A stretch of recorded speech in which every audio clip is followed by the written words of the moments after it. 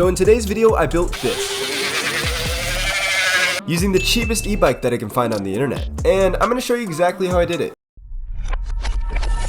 $450 for an e-bike. You guys, they're lying to you. This is obviously a scam. I'm buying it right now. Is it real? Is it gonna be any good? Well, we'll see when the bike gets here. I'm just as shocked as you are. The bike is actually here. So on the listing they put, this bike looks super lightweight. So we're gonna go ahead and see if I can lift this thing out of the box with just one arm. That is ridiculously light.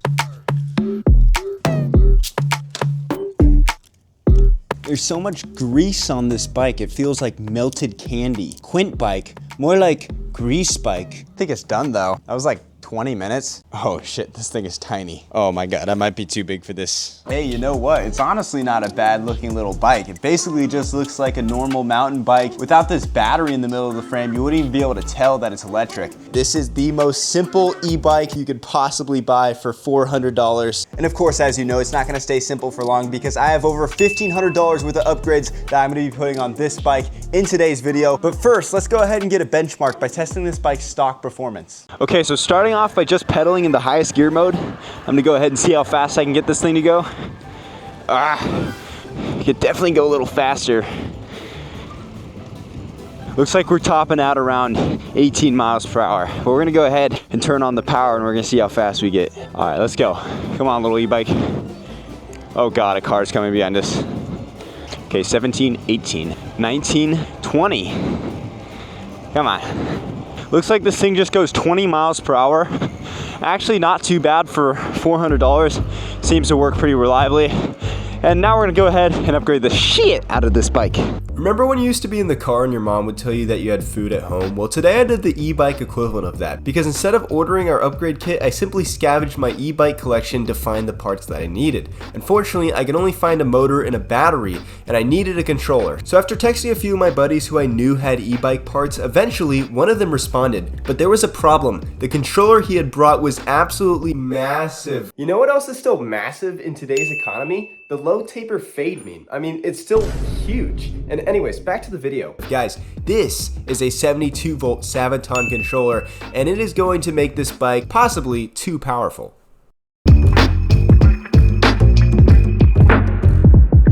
Anyways, first order of business, I think we just gotta tear this thing down, take off all of the old electronics so we can get to the mounting process. So y'all know what's good. Before we can add the new electronics onto this bike to make it a beast, we first have to tear off the old electronics. And yes, I was actually pretty sick at the time, but I still decided to film this video for you guys, which is why you should hit that subscribe button. Yeah, these gotta go.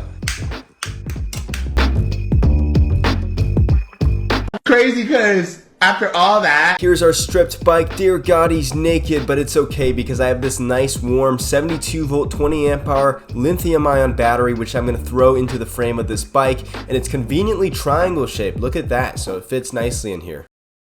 Liquid crystal display time. So I went ahead and installed the LCD screen as well as the throttle onto the handlebars, and then I was also experimenting with the controller position. That's fucking solid. Don't shake it. Next time, don't shake it. After my friend's strength assessment, we decided we were gonna move the controller to a different place later in this build, but for now, I'm mounting the motor, and you can see right here that I'm using this little torque arm setup here that I actually found in my e-bike box. And if you don't know, torque arms are what keeps your motor from falling out. But really quick, I'm gonna need you to listen to this PSA about torque arms. All right, so you can kind of see the torque arm setup that I have right here. Preferably, you don't use this torque arm setup for basically any e-bike. Eventually, this will either break or loosen up, so it's really only a temporary thing. Preferably, you just take the torque arm itself, you put it around your axle, and you drill a hole into your frame and just screw it in. That way, the torque arm is secured directly to your frame and it is not gonna go anywhere. Unfortunately for me, my drill has recently broke, and I haven't really got it replaced yet because I'm also currently broke. Next, I installed the brake, and then after that, I put the controller in its final, semi-final resting position up at the top of the frame, doing what they do with the Tesla Cybertrucks and gluing and taping it in place.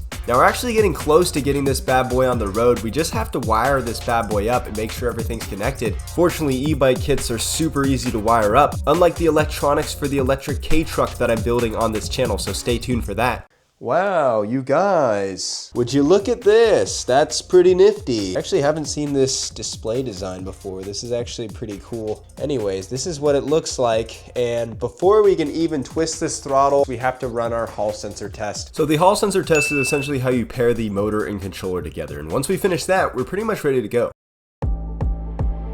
T-minus 1 moment until we check out this e-bike.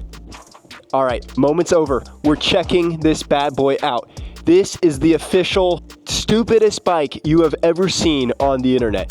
And before we actually ride this bike, I'm gonna give you guys a quick tour of it. Okay, so first off, one of the most notable things about this bike, besides for this bike just being notable in general, is the top mounted 72 volt 150 amp controller with the wires sticking out. Boys, this is my signature. This is how you know that this is a DIY build from ENDOPRYSM himself. You can just feel the power running through these wires right here. Of course, in the middle here, we got a 72 volt 20 amp hour battery, which should give us plenty of range. We've got the chain delete kit going on right here. Of course, this is just to save some extra weight because we desperately needed to save weight on this bike, guys. And then of course, we got a 72 volt 3000 watt motor mounted on the 24-inch rim. Guys, for a mountain bike, this 24-inch rim is insanely small. And if you guys come over to the front here, you can actually see that this bike is meant to have 26-inch wheels. So I believe this is what they would call a mullet bike or something along those lines. And of course, all of these powerful electronics mounted on the world's cheapest e-bike. You guys, I am so excited to get my greasy little fingers on this bike. Let's just get this thing going. I already got this bad boy turned on, and of course we got a little keyed ignition here, so I'm just going to show you how that works. Nice and nifty. And I guess some of these throttles you get do come with a little key slot, which is pretty nice for some extra security. All right, so what I think I'm gonna go ahead and do is just start with speed mode 1, and then we're just gonna work our way up to speed mode 5. Last time I tried to do a bike like this, it was super dangerous, and the bike basically just wanted to wheelie no matter what you did. So that's why I'm working into speed mode 5, because I just wanna see how far I have to lean forward to keep this bike from throwing me off of it. So, all right, okay, all right. Okay, that's not too bad. I'm gonna get out into the street here. So we're officially on the old road in speed mode 1, and looking at the old speedometer here, it says we're doing 24 km-h. It feels a little faster than walking speed, so this is pretty tame. This is something that I could definitely do. So far, I'm not really feeling that this bike is quite as fast as I anticipated it to be, but maybe that's because we have 5 more speed modes. So I'm gonna go ahead and try out those other 4 speed modes. Let's go ahead and bump this into speed mode 2, and fuck it, I'm gonna full throttle it. Oh, okay, there was like nothing off the beginning, and then it just, okay, now it's taken off a little bit. Let's see. It says we're doing 53 kilometers per hour. Yeah, what does this mean? Whoa. Okay. I mean, it's nothing insane, but it's definitely decently fast. Kind of makes me a little worried about those other 5 speed modes. All right, let's wheelie this bad boy. Oh, shit. You know what? Actually, for the higher speed modes, I'm actually going to get out of my neighborhood. I don't want the HOA to call the super HOA on me. Family. All right, crew. Okay. Ooh. Hello. Okay, now we're doing faster than this bike was designed to go. It says we're doing 81 km-h. Guys, if you could translate to miles per hour, I'd be super grateful. Yeah, I'm on my own. I don't need no one, I don't. All right, boys. What do you say we try speed mode 5? I'm on about as open of a strip as I can get. And again, no full throttling. We're gonna ease into this, see how fast this bad boy will take us. All right, wish me luck. Oh my God, holy shit. Oh, whoa.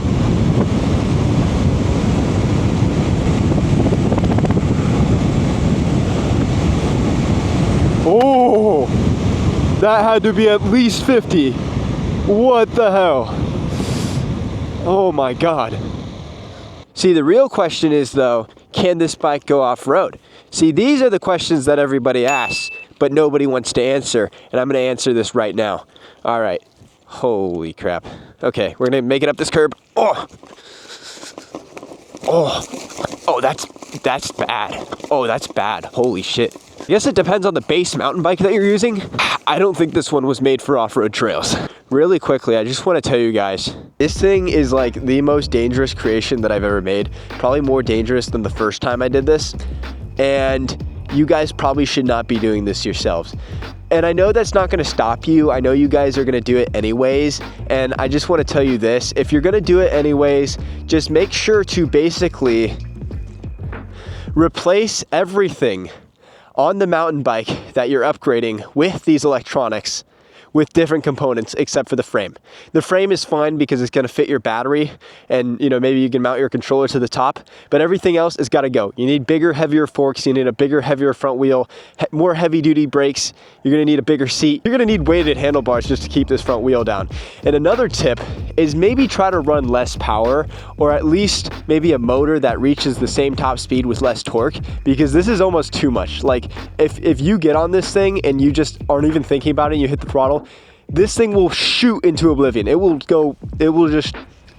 destroy itself. But I mean, guys, who else is doing this on YouTube except for me? Except for like maybe a few other YouTubers like Saronster. But I watch their videos, I go, that's pretty cool, all right, buddy, but I'll take it from here, and then I crap out one of these. And I mean, this has got to be like the coolest thing you've ever seen on YouTube. And if you want to see more stuff like this from me, just hit that subscribe button. It's super easy, it's free, you can unsubscribe at any point.